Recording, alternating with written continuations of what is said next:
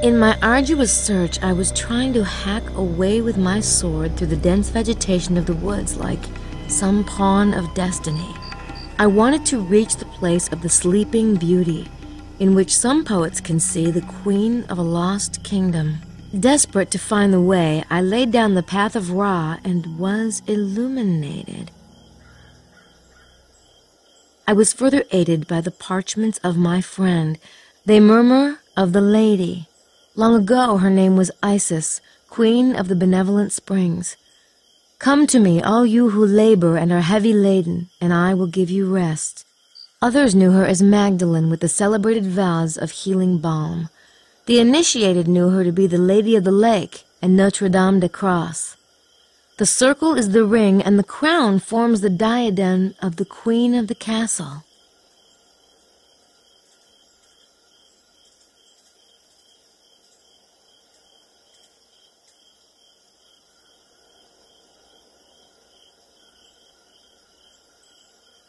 The Queen's Guard is the Quaternity, they who stand watch over the Guardian. I look to the north and the west, then the south and the east, and everywhere I see them, their shining swords held out to meet each other. St. Michael and his brothers with their feet rooted in the earth, they surround the Is that none may harm her, and stand pressed against her in a way that Pythagoras would have approved. In the sanctuary is the font, fountain of love of those who believe, reminding us of these words, "By this sign you will conquer." I understand this now. The four are the stuff of the alchemist's laboratory, and their cant reflects the light in harmony with their queen. And yet the angels hold tight the secret of the angle that is the key to the kingdom. My friend knows the secret, but wisely he hides the fruit among the chaff, that the treasure not be lost to the infidels.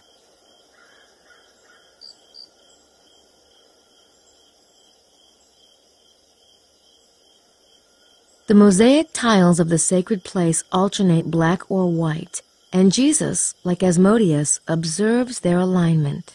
I can find 64 stones of the perfect cube, which the knights of the beauty of the black wood had scattered when they fled from the white fort, while they were being pursued by the usurpers. Reassemble the scattered stones and, working with square and compass, put them into ranks. The knightly order of the perfect cube fits within and gives structure to Our Lady's protector, the heavenly quartet. I visit the tomb of the celebrated painter Poussin and, like the shepherds, puzzle at the enigma of the tomb. My brain pounds, the light burns my eyes. It is all too mixed up to tell. Teniers, too, has dipped his brush in the earth, and his at the innermost places of the queen. Here is the sign that Teniers has given in his innocent recluse. Surely there is a path between the two. 16 form the center, and the center forms 16. I pray to St. Paul for direction, and he answers with a simple gesture. Here is the reconstruction to which so many noble minds were dedicated. I look to the book of the hermit for reassurance. The numbers they give me confirm the truth. What strange mystery is concealed in the new Temple of Solomon, built by the children of St. Vincent? And still, my task has not ended. Still, a bit of curtain blocks the light. Something must complete the message, something which will give us entry into the abyss. Truth and falsehood battle in my head until I hear their message. It is the number of our patron sky traveler and that of a famous seal. The soul of the matter is evident to me now. At the intersection of the many, I lay down one rigid arm, and the others scatter around the crown like jewels. At last, the queen is adorned for her coronation.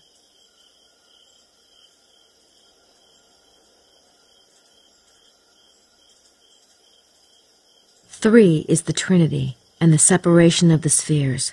The three which are the four are the divisions of the temple. I began my journey in the shadows and completed it in the light. I had marked the site at last, there in the center of the most sacred space. At the summit of the mountain, the place stood out in the brilliance of the midday sun. It was guarded by the three knights' towers, the rooks, on the circuit of the divine horsemen of the abyss. At the window of the ruined house, I looked across the trees denuded by autumn. Close to me, a presence, its feet in the water, like one who has just received the mark of baptism. I recalled the inscription, Et in Arcadia ego, blank, blank, blank. Through some selfish inspiration, I found the missing three. The dust settled, and I saw at last. Curses, I know the truth. He is there, dead. The broken bread lies forgotten beneath the altar.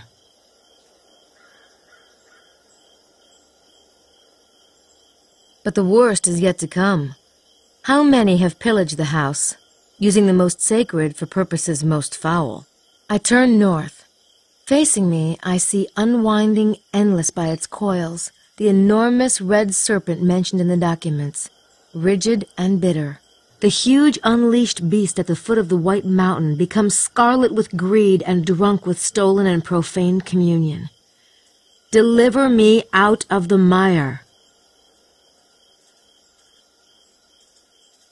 I am aware of the scent of the perfume which impregnates the sepulchre of the one I must release, cursing the profane in their ashes, and those who follow their ways, returning from the darkness while making the gesture of horror at the abyss into which I had plunged. Here is the proof that I knew the secret seal of Solomon, and I had visited the secret places of the Queen, who watches over the King. Take heed, my friend. Do not add or take away one iota. Think and think again. The base lead of my words may contain the purest gold.